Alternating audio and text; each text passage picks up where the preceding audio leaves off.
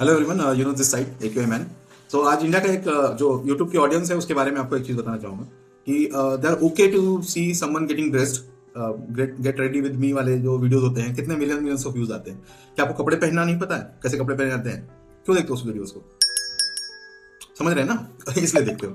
तो लेकिन टॉपिक्स जैसे हम लोग डिस्कस करते हैं एयर पोल्यूशन के बारे में, सोशल टॉपिक्स के बारे में, उसमें व्यूज नहीं आते। लास्ट व्यूज जो थे मेरे वीडियोस में वो लगभग 30-35 के आसपास थे। तो सब्सक्राइबर काउंट बढ़ रहे हैं लेकिन वो लोग भी वीडियो नहीं देख रहे हैं, तो वो सबसे बुरी चीज है। अब क्या कहा जा सकता है?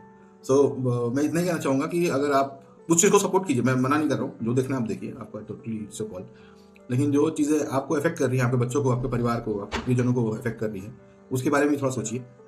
Sorry guys for that frustrating rent. मैं एक्चुअली किसी का काम और डिमीन नहीं कर रहा हूँ। मैं बस इतना कहना चाहता हूँ कि हर टाइप का पब्लिक है। और मेरा बस एक्सपेक्टेशन ये था कि अगर आप सोशल टॉपिक पे डिस्कस नहीं करोगे यूट्यूब जैसे बड़े प्लेटफॉर्म पे, और लोग आपको इंकरेज नहीं करेंगे आगे बढ़ने के लिए, तो फिर सोशल टॉपिक लोग छोड़ के ये सब एंटरटेनमेंट वगैरह की चीज़ें करने लगेंगे। ठीक है, तो बस एक यही चीज़ था। मैं किसी को डिमीन नहीं कर रहा हूँ। वो लोग का भी कुछ ना कुछ मोटिव होगा उस चीज़ को करने के लिए। बेसिकली जो मोटिव है यूट्यूब पे आने का लोगों का, तो उस चीज़ को फॉलो करते हैं। तो मैं उस चीज़ को डिनाई नहीं करता। हम उनके एफर्ट्स को मैं डिनाई नहीं कर रहा हूँ और कम नहीं करके बता रहा हूँ। ठीक है, it's take dare to come in front of camera. मुझे भी बहुत समय लग गया। मैं अभी 39 ईयर्स का हूँ। मैं ये चीज़ 35 साल की उम्र से प्लान कर रहा हूँ, तो मुझे भी 4 साल लगे फेस कैमरा अपना यूट्यूब पे लाने के लिए। द ओनली थिंग इज कि जो टॉपिक पकड़ा है वो कई लोगों को बोरिंग लग सकता है, लेकिन ज़रूरी टॉपिक है क्योंकि ये मेरे परिवार, मेरे बच्चों से रिलेटेड है, और आई एम श्योर कि आपके बच्चों और आपके परिवार से भी रिलेटेड होगा। ठीक है, सो आज हम लोग का 33वां दिन है 100,000 डेज चैलेंज का। We have covered till 30 days. आज 31 जनवरी है। सो एक बार हम लोग देख लेते हैं, फटाफट खत्म करेंगे, ज़्यादा लंबा वीडियो नहीं बनाएंगे। सारे टॉपिक्स डिस्कस कर लेते हैं आज। वैसे फिर से जट्ठल ने टॉप किया है, 978 आई गेस का स्कोर आया। तो जैसे जैसे दिन पास हो रहे हैं वो 1000 के पास पहुंचता जा रहा है। तो देखते हैं। बारिश का भी कुछ खास असर नहीं हुआ है। बारिश हुई थी लेकिन AQI बहुत ज़्यादा कम नहीं हुआ है। चलो देखते हैं कि अब AQI जो है उसमें से जो PM 2.5 होता है उसके क्या क्या कमाल है। ये 2 हफ्तों से हम डिस्कस कर रहे हैं कि PM 2.5 जो है क्या क्या लेवल पे, किस किस लेवल पे बॉडी में इफेक्ट करता है। तो आज PM 2.5 और किडनी पे होने वाले असर को डिस्कस करेंगे।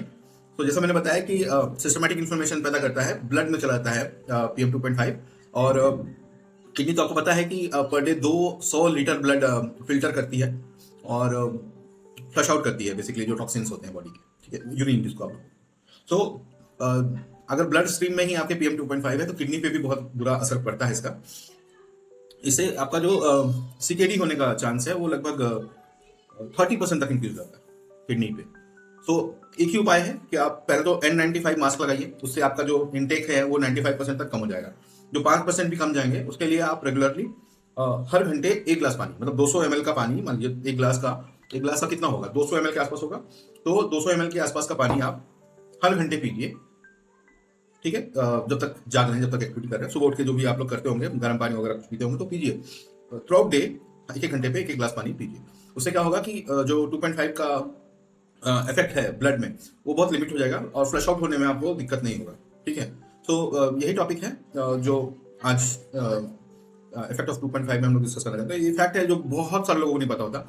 डेफिनेटली जो मेरे वीडियोस को बोरिंग बोल रहे हैं उनको ठीक है, लेकिन मुझे बहुत अच्छा फीडबैक मिला है, मैं बहुत खुश हूँ। लास्ट टाइम एक कोई सिस्टर है हमारी, उन्होंने वीडियो देखा और बोला कि भैया आप जो कर रहे हो वो आप करते रहो, लोगों को नॉलेज इवेंचुअली हो जाएगा जब उनको खुद के ऊपर पड़ेगी।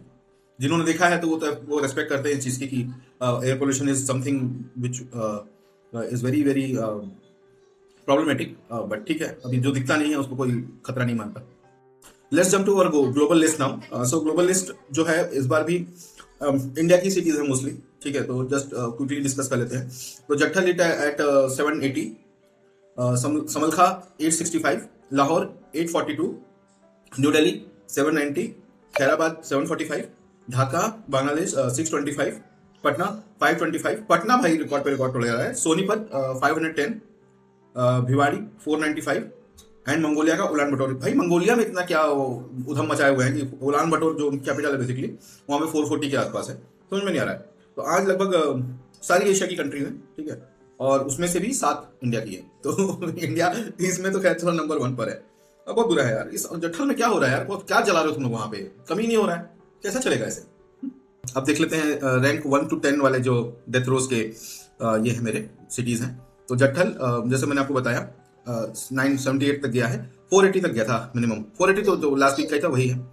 समलखा 760 से 685 गया था। न्यू दिल्ली में थोड़ा कम हुआ था जिस दिन बारिश हुई थी ना, तो 700 से कम होकर 500 के आसपास आ गया था, तो 480 गया है मिनिमम। और लेकिन अभी फिर वापस से बढ़ गया है, 790 के आसपास है। खैराबाद भी देखना पड़ेगा क्या जगह है, क्या हो रहा है यहाँ पे। 660 745। कोई खैराबाद का है तो बताओ क्या प्रॉब्लम है आपके यहाँ पे। पटना 410 से 525। सोनीपत 435 से लेके 510। नोएडा 425 से 502। गाजियाबाद 415 से 495। बनारस वापस सेम पोजीशन पे आया है। लखनऊ वापस सेम पोजीशन पे आया है, 495 से 488। And Lucknow 485 to 475। सो वही ऑलमोस्ट सेम लिस्ट है, खाली नंबर्स आगे पीछे हुए हैं। भिवाड़ी वापस से 11th पर आया है। भिवाड़ी ने गुरुग्राम को हरा के एक पोजीशन हासिल कर लिया, अब 11 पे ही आ रहा है। भिवाड़ी 374 सॉरी 370 और मैक्सिमम गया है 495। गुरुग्राम 460 और 465। मुजफ्फरपुर 340 से 445। कोलकाता 325 टू 420। 420 ही कर रहा है लोगों की हेल्थ के साथ कोलकाता। अमृतसर 410 310 से 410। जलंधर 290 से 395। पता है जलंधर जब क्लीन होता है ना तो वहां से हिमालय दिखता है। जब लॉकडाउन हुआ था ना तो वहां से हिमालय दिख रहा था जलंधर से, सोचो। अभी वहां पे 400 का AQI. Faridabad 275 370। Guwahati 262 355। Kanpur 252 340। And Agra 240 to 325। So ये टॉप 10 की लिस्ट है, टॉप 20 की लिस्ट है सॉरी। आइए चलिए 21 टू 30 वाला लिस्ट लिख देते हैं रेड अलर्ट का। सो हैदराबाद का है 290, 210 तक गया था मिनिमम। ग्वालियर 205 टू 280। 280 ग्वालियर बहुत ज्यादा है। Jaipur 180 to 270। Kota 190 to 265। Ahmedabad 170 to 245। Jodhpur 160 to 235।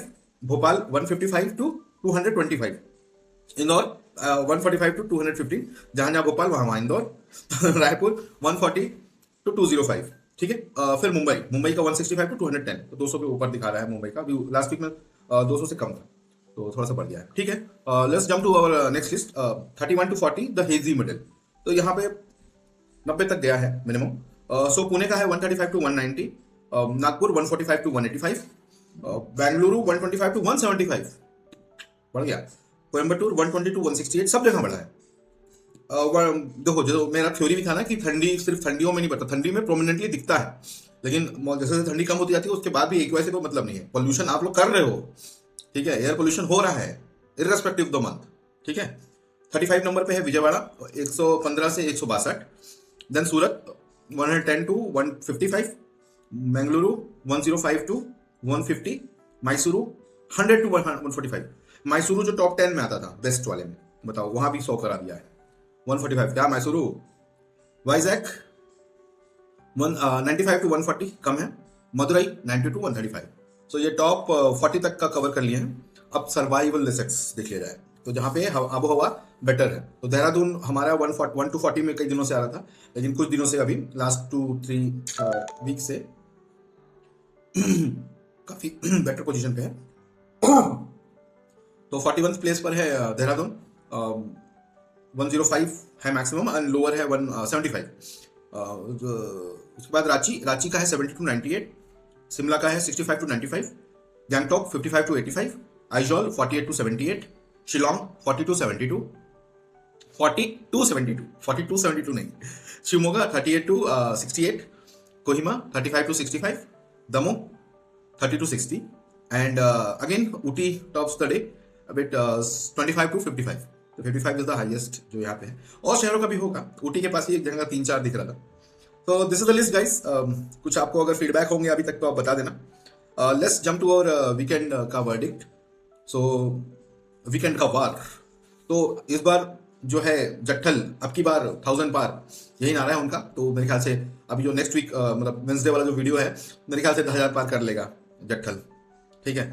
Blood toxicity के ऊपर बात की हमने कि ब्लड में आपका जो PM 2.5 है वो इंक्लूड हो जाता है और घात करता है आपके लंग्स पे, आपके मेटाबॉलिक एक्टिविटीज पे, आपके हार्ट पे एंड आपके किडनी पे भी। सो ध्यान दीजिए, दिमाग पे भी, ब्रेन को थोड़ा सा स्टैग्नेंट कर देता है, थिंकिंग को, इसको बोलते हैं हम लोग ब्रेन फॉग, तो माइंड फॉग, तो वो बेसिकली यही करता है।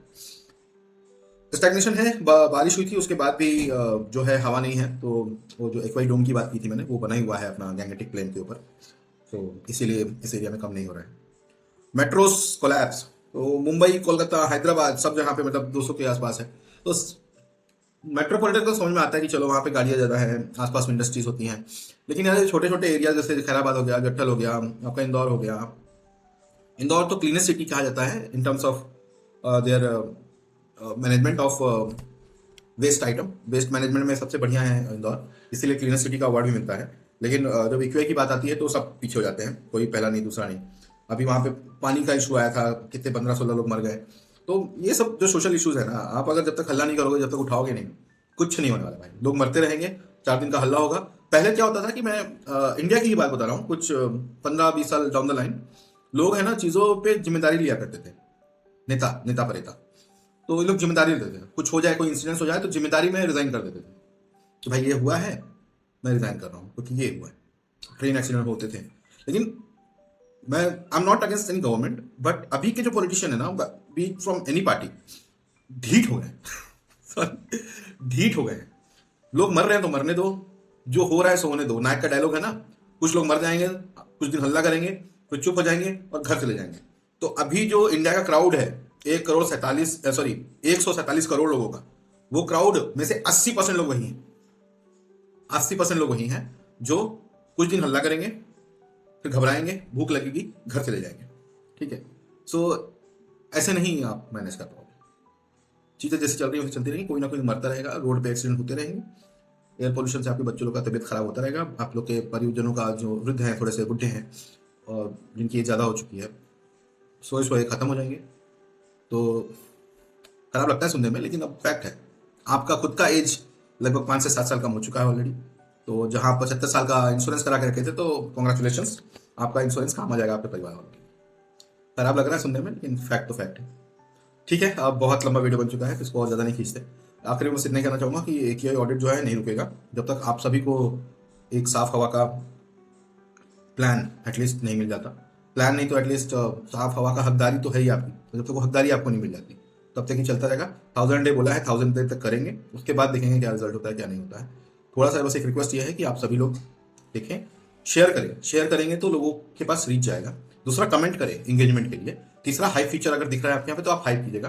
मैं नेक्स्ट वीडियो में आपको बता दूंगा कि हाइप कहाँ पे क्लिक करना होता है, मोबाइल पे ही हो सकता है, तो हाइप करने के लिए क्या ऑप्शन है मैं देख लूंगा, मेरे में एनेबल हुआ है कि वो भी मैं चेक कर लूंगा। स्टे सेफ और अपने बच्चों का ख्याल रखिएगा, अपना ख्याल रखिएगा, पानी पीते रहिएगा, किडनी का ख्याल रखिए, किडनी बहुत जरूरी है भाई। 2 होती हैं, एक खराब हो जाए तो एक कलती है, लेकिन अगर दोनों खराब होगी तो किसी काम के नहीं है फिर आप। ठीक है, गुड एज हैविंग नथिंग। ठीक है, तो किडनी इज वेरी इंपॉर्टेंट। ठीक है, आपका ब्लड प्यूरिफाई करती है, वो ब्लड फिल्टर करती है, फिल्ट्रेशन का काम है उसका। ओके, जय हिंद, खुदा हाफिज।